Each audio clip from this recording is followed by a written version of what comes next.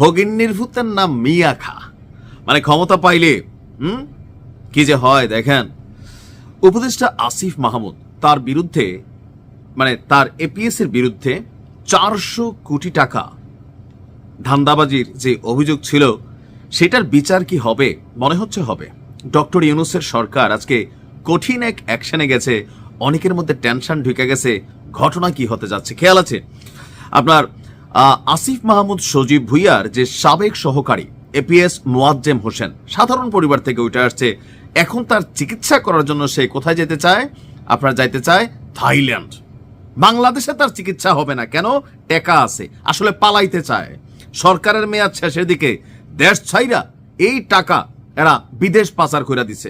এখন এই বিদেশের টাকাটাকে খাওয়ার জন্য দেশ ছাইরা পালাইতে চায়। কারণ আসিফ মাহমুদ সজীব ভুইয়ার বিরুদ্ধে যে দুর্নীতির অভিযোগ আছে, বিএনপি সরকার এটার বিচার করবে ঘোষণা দিয়েছিল ছাত্রদলের আপনার যিনি সাধারণ সম্পাদক আছেন বা সেক্রেটারি আছেন নাসির। এরপরে সম্ভবত টেনশনটা, ঘটনার প্রেক্ষাপট হচ্ছে স্পাইনাল কর্ডের চিকিৎসা করাতে থাইল্যান্ড যাওয়ার অনুমতি চেয়েছে আপনার আসিফ মাহমুদ সজীব ভুইয়ার সাবেক এপিএস মোয়াজ্জেম হোসেন, যার বিরুদ্ধে 400 কোটি টাকা, মতান্তরে হাজার হাজার কোটি টাকা ধান্দাবাজির অভিযোগ আছে দুদকে। ফাইলটা আপাতত আটকে আছে, গতি পাচ্ছে না, তবে পাবে। ওই আবেদনে উল্লেখ করা হয় তাকে ষড়যন্ত্রমূলকভাবে হয়রানি করার উদ্দেশ্যে এই পিটিশন মামলায় সম্পৃক্ত করা হয়েছে। বাতিজা বাতিজা বাতিজা, তোমার খবর আছে বাতিজা? তোমরা যে রাষ্ট্রটার কি বানাই ফেলছো এক একজন চেয়ারে বৈশা, আমরা কিন্তু বুঝা গেছি। এখন বাতিজার বক্তব্য হয়রানি, তো তোমাকে কে হয়রানি করতে চায়? কে? আস্তে আস্তে সব বের হবে বাবা। মূলত তিনি কোনো প্রকার আইন শৃঙ্খলা ভঙ্গকারী এবং রাষ্ট্রবিরোধী কর্মকাণ্ডে জড়িত নন। তার বিরুদ্ধে আনা অভিযোগ দৃঢ়ভাবে তিনি চ্যালেঞ্জ করেন এবং এ নিয়ে প্রতিদ্বন্দ্বিতা করবেন। ঠিক আছে, বিএনপি সরকার আসতে দাও বা জামাতের সরকার আসতে দাও। তার জাতীয় পরিচয়পত্রের উপর আরোপিত নিষেধাজ্ঞা প্রত্যাহার করে তা অবমুক্ত করে বিদেশ গমনের অনুমতি প্রদান করার জন্য তিনি আবার দরখাস্ত দিয়েছেন।